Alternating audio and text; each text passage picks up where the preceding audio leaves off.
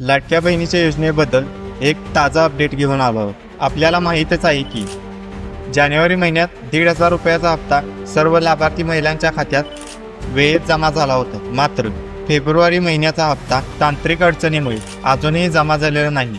आज 27 तारखेला तरीही या रकमेची खात्री दिसत नसल्याने महिलांमध्ये प्रश्न उपस्थित झाले आहेत. अखेर पैसे कधी मिळणार? ताज्या माहितीनुसार या तांत्रिक अडचणी दूर झाल्यामुळे आज या महिन्याचे 1,500 रुपये महिलांच्या खात्यात जमा होण्याची शक्यता दिसत आहे. सुरुवातीला जुलै महिन्यात घोषित झालेली ही योजना सर्व लाडक्या बहिणींना लाभ देण्याच्या उद्देशाने होती. मात्र अलीकडील पडताळणी प्रक्रियेनंतर आता निकषांच्या आधारे केवळ गरजू महिलांनाच लाभ देण्याची पद्धत अवलंबण्यात येत आहे. या प्रक्रियेमुळे आतापर्यंत सुमारे 9 लाख महिलांचे अर्ज नाकारण्यात आले आहेत आणि वित्त विभागाकडून 3,490 कोटी रुपयाची तरतूद करण्यात आली होती. ही सुधारित पद्धत महिलांना योग्य लाभ निश्चितच करण्यासाठी आणि त्याच्या आर्थिक धैर्यासाठी महत्त्वाची आहे.